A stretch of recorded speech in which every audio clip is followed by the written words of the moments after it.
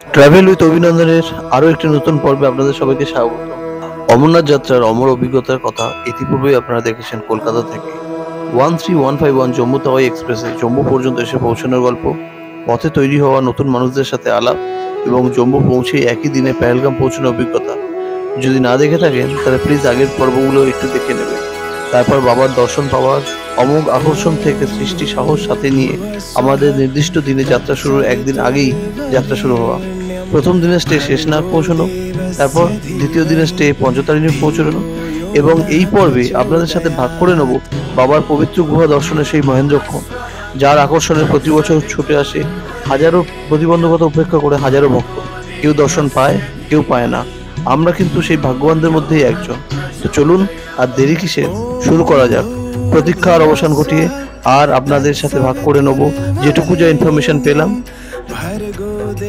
আর হ্যাঁ, ভিডিওগুলো লম্বা হলেও স্কিপ না করে পুরো ভিডিওগুলি দেখার চেষ্টা করবেন, তাহলে হয়তো সম্পূর্ণ তথ্য পেতে পারেন। আর যদি ভালো লাগে তাহলে লাইক আর কমেন্ট করতে ভুলবেন না। আর খালি লাইক না, ট্রাভেল উইথ অভিনন্দন চ্যানেলটা সাবস্ক্রাইব করতে ভুলবেন না, আজকের দিনের ভিডিওগুলো যাতে মিস না হয়ে যায়। তাহলে শুরু করা যাক। হর হর মহাদেব বলে। ঘড়িতে সময় হচ্ছে 5টা 58, টেম্পারেচার প্রায় 1 ডিগ্রির কাছাকাছি। এবার আপাতত আমরা যে বেরিয়ে পড়লাম, আমরা ছিলাম এই হেলিকপ্টার পাশে এখানেতে, এই টেন্টেতে। আর এইখানেতেই পরপর এখানেতে টয়লেটগুলো দেখতে পাচ্ছেন, খুবই পরিষ্কার এবং মানে গরম জলও অ্যাভেলেবেল রয়েছে, চাইলে দেবে। হ্যান্ড ওয়াশ রয়েছে, আর এখানেতেও গরম জল রয়েছে, সঙ্গে চান করার জায়গা রয়েছে। এই যে এরা সব চান করতে ঢুকছে। গরম জল এখান থেকে পাওয়া যায়, আর গরম জলের বালতি হচ্ছে 100 টাকা। পুরো ফুল গরম জল, এক বালতি গরম জল নিলে আরেকটা বালতি নিয়ে নিলে দুজন আরামসে চান করে নিতে পারবে। আর আমরা গতকাল রাত্রিরে ছিলাম হচ্ছে এই যে সেই সেলুন, কালকে রাত্রে দেখেছিলাম। আর এই যে টাটা করছি করে আমরা আমাদের জার্নি চালু করছি। আমরা ছিলাম এই টেন্টেতে, এলাম।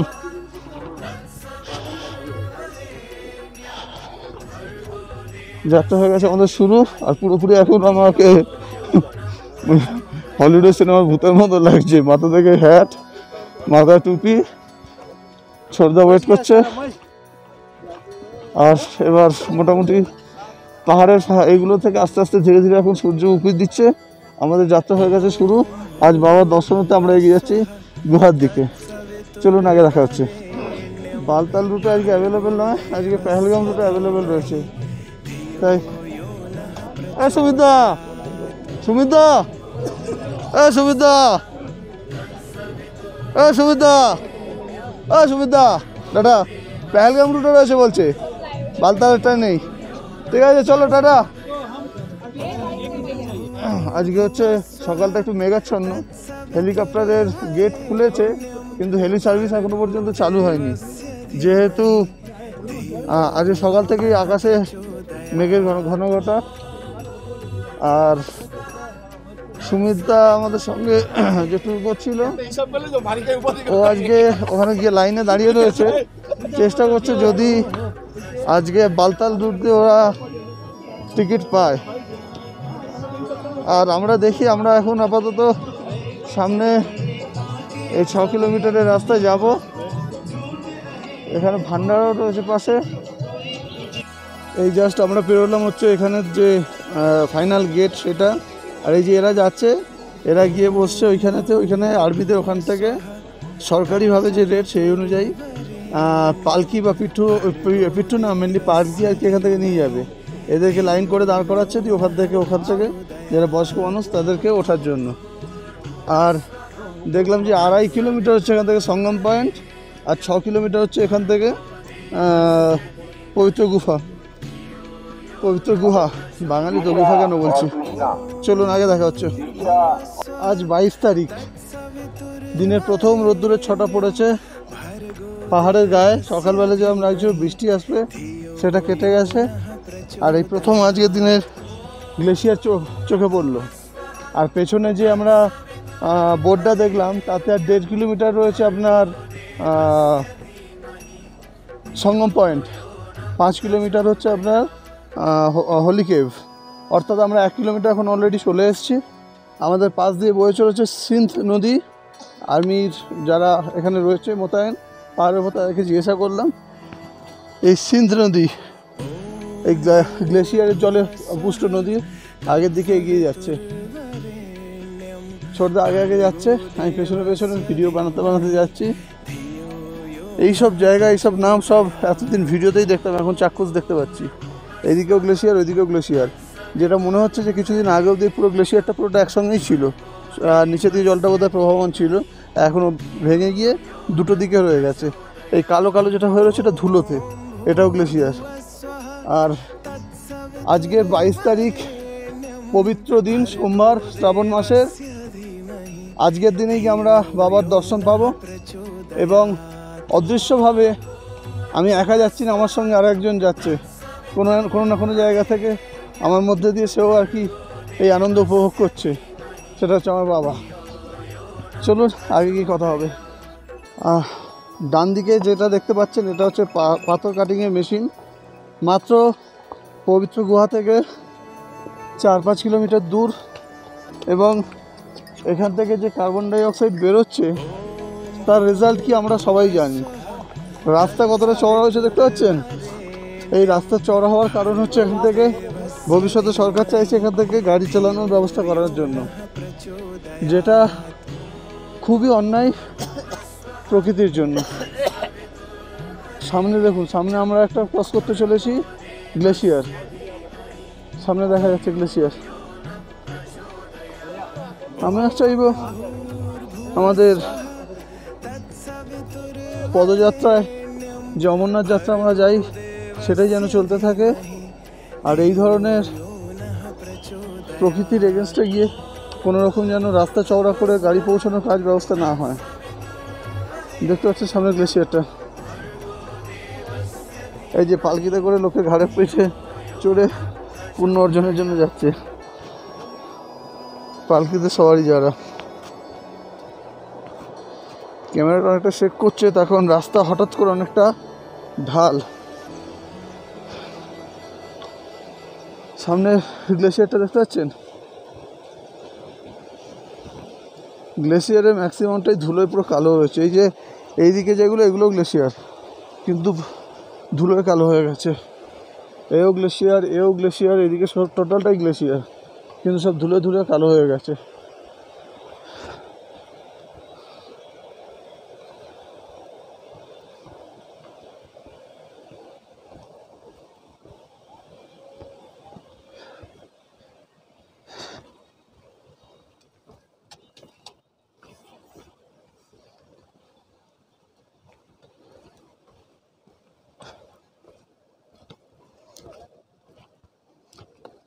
সরকারের উচিত অল্টারনেট কোনো ব্যবস্থা বার করা। আমি বলছি না যে আমরা যে যাচ্ছি এর পেছনে প্রচুর অবদান রয়েছে বর্ডার রোড অর্গানাইজেশনের, তাদের নিরন্তর পরিশ্রমের, কিন্তু পাহাড় কাছে এখানেতে এতে গ্লেশিয়ারেতে, কিন্তু প্রকৃতিকে যেন কোনোভাবেই ক্ষতি করে কিছু না করা হয়, যার জন্য এবছর আমরা অনেক কিছু মিস করলাম। ডান দিকে প্রায় একটা বাড়ির সমান উঁচু গ্লেশিয়ার, এটা পুরোটাই ছিল, কেটে রাস্তা বার করা হয়েছে। প্রচুর পাহাড় গাছ এখানেতে গ্লেশিয়ারেতে, এটা পার করে গিয়ে কথা বলছি। 6:50 বাজে এখন, আর আমাদের কানে এসে পৌঁছলো প্রথম হেলিকপ্টার সার্ভিস বোধহয় চালু হলো। তারা হেলিকপ্টার যে প্রথম উঠছে তার আওয়াজ। এই গ্লেশিয়ার আমরা পেরিয়ে এলাম এখন, মানে মাসখানেক আগে, 15-20 দিন আগে পুরো টোটালটাই গ্লেশিয়ার ছিল, সেটাই আমরা এখন পেরিয়ে এলাম, যেটা এখন অনেকটাই ভেঙে গেছে, যেমনটা দেখতে পাচ্ছেন আপনারা।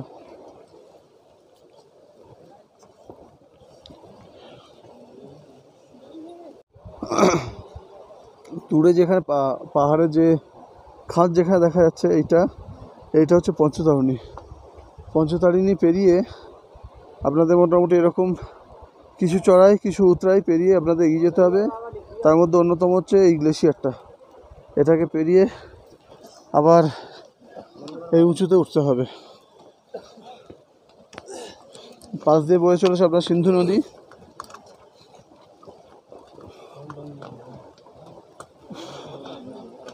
আর এইখানকার রাস্তা সত্যি খুব দুর্গম, লাস্ট 5 কিলোমিটার। হলো বালতাল থেকে টোটো ভ্যালি সার্ভিস।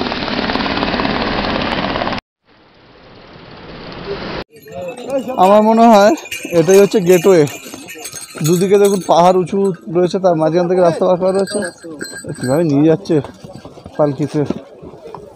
তো এটাই মনে হচ্ছে আমার আজকের দিনে সর্বোচ্চ আর কি যে হবে সেইটা। এই নিচে থেকে আমরা চড়ে উঠলাম এই রাস্তা দিয়ে। দুদিকে দুটো উঁচু উঁচু পাথর, মাঝখান থেকে আমাদের যাওয়ার জন্য রাস্তা করা রয়েছে।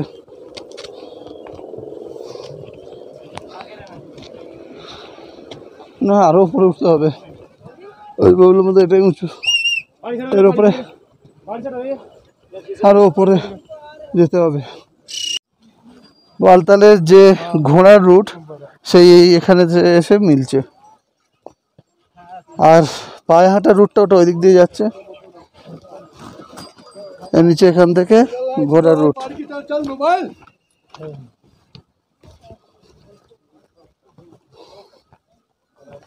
এখানে লেখা রয়েছে পবিত্র গুহা 3 কিলোমিটার এখান থেকে। আমি আগেও দেখেছিলাম 3 কিলোমিটার। এখানে পাহাড়ের কিলোমিটার আর কমতে চায় না। ঘড়িতে টাইম হচ্ছে 8টা, আর আমাদের সামনে রয়েছে সেই পবিত্র গুহা। এত কষ্ট, এতদিনের অপেক্ষা, আজ আমাদের সামনে বাবার দেখা। চলুন, এখান থেকে এখনও প্রায় 2 কিলোমিটার। এখান থেকে তো গুহা তো দেখা তো যাচ্ছে, কিন্তু এখন তাও 2 কিলোমিটার বাকি রয়েছে।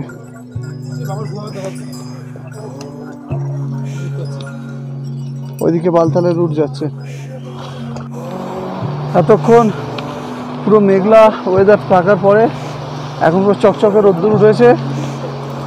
আর আমাদের ভোলে বাবার জটা থেকে বোধহয় গঙ্গা নেমে আসছে, নেমে চলে যাচ্ছে নিচের দিকে। আর কিছু কিলোমিটার হয়তো সামনে বাবার গুহা দেখা যাচ্ছে। জয় বাবা বরফানি। এখন টাইম হচ্ছে 8:30 মতন, আর আমরা এখন প্রায় এসে গেছি। নিচে দেখা যাচ্ছে ঘোড়া আস্তাবল, আর ওপরেতে, তার ওপরেতে দেখাচ্ছি আমি একটু আগে গিয়ে বাবার পবিত্র গুহা। তো আগে আরও আওয়াজ হবে, আরেকজনকে দেখে নিন। এক পায়েতেও অমরনাথে বাবা না টানলে আসা সম্ভব না। বাবা টেনেছে তাই উনিও এসছে। তো এই হচ্ছে বাবা অমরনাথের, বাবা বরফানির মাহাত্ম্য। এর কোনো মানে কথায় প্রকাশ করা আমার ভাষা নেই যে বাবার কি মাহাত্ম্য। আজকে অনেক কেউ মানে 2-3বার ট্রাইতে এসে পৌঁছতে পারে না। আজকে বাবা টেনেছিল তাই আমরা এসে পৌঁছতে পেরেছি। আগে আওয়াজ হবে, আমি বলে রাখি যে বাবা ভোলে মহেশ্বর যখন এখানেতে মা পার্বতীকে তা অমরত্বের কাহিনী শোনাতে নিয়ে এসেছিলেন, তখন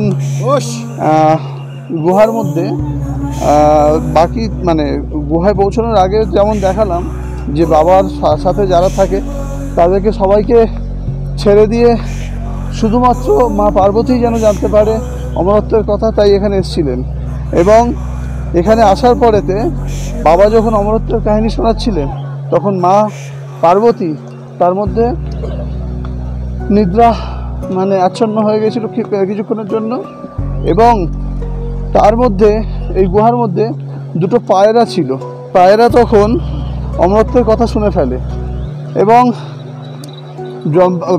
পায়রাদের যে স্বভাবসিদ্ধ হুম হুম হুম যে আওয়াজ, তাতে বাবা প্রথমে ভেবেছিল যে হয়তো মা সেই কথাগুলো শুনছে এবং হুম হুম বলছে। কিন্তু পরবর্তীকালে যখন দেখলেন মা পার্বতী ঘুমোচ্ছেন, তখন দেখতে পেলেন যে বাবা আর মা পার্বতী ছাড়া ওখানেতে দুজন পায়রা হাজির ছিল। তাদের ওই হুম হুম আওয়াজটাতেই বাবা বুঝতে পারেনি। তো এবার বাবা তখন রাগান্বিত অবস্থায় সেই পায়রা দুটোকে প্রাণ নিয়ে নেওয়ার জন্য উদ্যত হয়। তখন সেই পায়রাগুলো বাবার কাছে তাদের দয়া ভিক্ষা করে বলে যে বাবা, আমি তো আপনার থেকেই অমরত্বের কাহিনী শুনেছি, তা আপনি যদি আমাদের মেরে ফেলেন তাহলে আপনার অমরত্বের কাহিনীও তো মিথ্যে হয়ে যাবে।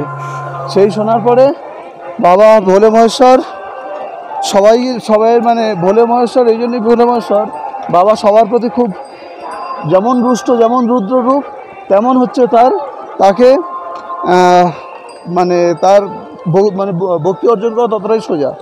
তো তখন এবার যখন ক্ষমা ভিক্ষা করলো, তো তখন সেই পায়রা দুটো এখনও অবধি এখানেতে কথিত আছে যে অমর রয়েছে। আজকে আমরা ভেতরে ঢুকলে দেখতে পাবো সেই পায়রাগুলিকে। আর ছোটদা একটু আগেও বলছিল যে এই গুহায় পৌঁছানোর আগে যে কি কষ্ট পুয়ে আসতে হয়েছে, আজকে কি এক্সপিরিয়েন্স, কি বলো? এক্সপিরিয়েন্সটা যখনই আমরা দূর থেকে প্রথম গুহাটাকে দেখতে পেলাম, মনে একটা অন্যরকম শান্তি অনুভব করলাম যে এতদিনের এত কষ্ট। যাই হোক, এখন আমরা দর্শন করে উঠতে পারিনি, বাইরে থেকেই গুহাটাকে দেখেছি, দর্শন করা পর্যন্ত অপেক্ষা করে থাকছি। এবার সামনে যেতে হবে, গিয়ে আমাদের ক্লক রুমেতে ব্যাগপত্রগুলো রাখতে হবে, রেখে তারপর আমরা দর্শনের জন্য এগিয়ে যাব। চলুন। হচ্ছে ঘোড়ার রাস্তা বল, আর এই হচ্ছে পেহেলগামের রাস্তা। আর আমাদের চোখে আমরা এখানে এসে যেমন আমাদের চোখে আমাদের দৃষ্টিতে আলাদা আলাদা জিনিস দেখতে পারি, তেমন এই গ্লেশিয়ারটাকে দেখে আমাদের গোমুখ মনে হচ্ছে। এবার সে যে নিজস্ব আর কি মতামত। এবার ওই দিক থেকে ওটা বালতালের রাস্তা, আর চোখের সামনে দেখা যাচ্ছে বাবার পবিত্র গুহা। চলুন আরও আগে গিয়ে দেখাবো। সামনেতে গিয়ে দূরে দেখা যাচ্ছে বাবার গুহা। পেহেলগামের এই রাস্তা থেকে এসে এই নদী পেরিয়ে আমাদের যেতে হবে ওপর দিকে, ওইখানে বাবার গুহা।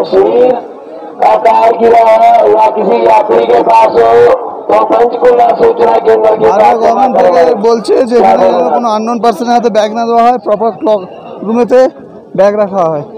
তো এই ব্যাগ রাখতে আমরা যাচ্ছি এখন। যেখানে আমি ভিডিও করলাম ওখান থেকে প্রায় 1.5 কিলোমিটার পেরিয়ে এখন এসে পৌঁছলাম। এখন অনেকটাই রোদ্দুর বেরিয়েছে, আর এই গ্লেশিয়ার এখানে নিচে টোটাল সবটাই বরফ, এদিকেও বরফ।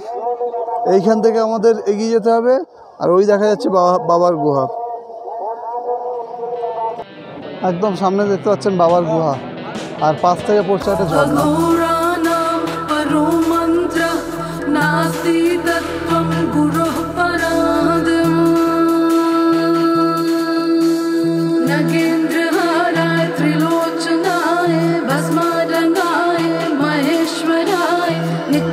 আমরা একদম লাস্ট যে ক্লক রুম থাকবে ওইখানে আমাদের এই ছোটো ওই একটা প্লাস্টিক আর একটা আমাদের যে ছোটো ব্যাগ।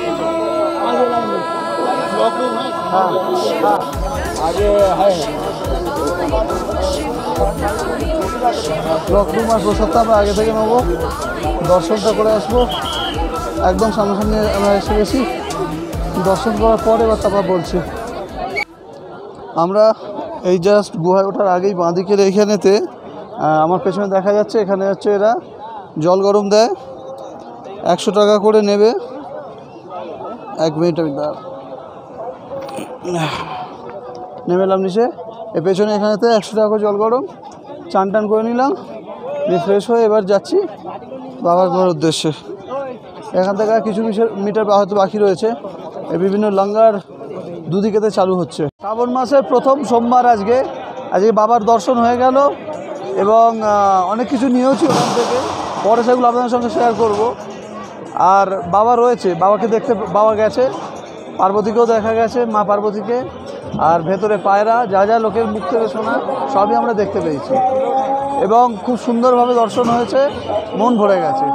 চলুন আগে কথা হচ্ছে। অমরনাথ 2024 আমাদের অমরনাথ যাত্রা আজকের মতো এখানেই সমাপ্ত হচ্ছে। দূরে দেখা যাচ্ছে বাবার গুহা, আর ওপরে দেখতে পাচ্ছেন ওয়েদার খুব খারাপ, পুরো মেঘ, গুঁড়ো বৃষ্টি পড়ছে। তো রাসবাড়ির জন্য হর হর মহাদেব, জয় বাবা বরফানি। এখন ঘড়িতে কটা বাজে? মোবাইলে 1:45। ঘড়িতে এখন টাইম হচ্ছে 1:45। আমরা এদিকে রাস্তা হচ্ছে পেহেলগাম থেকে এসেছিলাম, আর এখন আমরা যাচ্ছি এদিকেতে পেহেলগামের রাস্তাতে, এই বালতালের রাস্তাতে। আর চলুন আগে যাওয়া হবে, তখন অলরেডি বৃষ্টি পড়তে চালু করে দিয়েছে। পরে কথা হচ্ছে।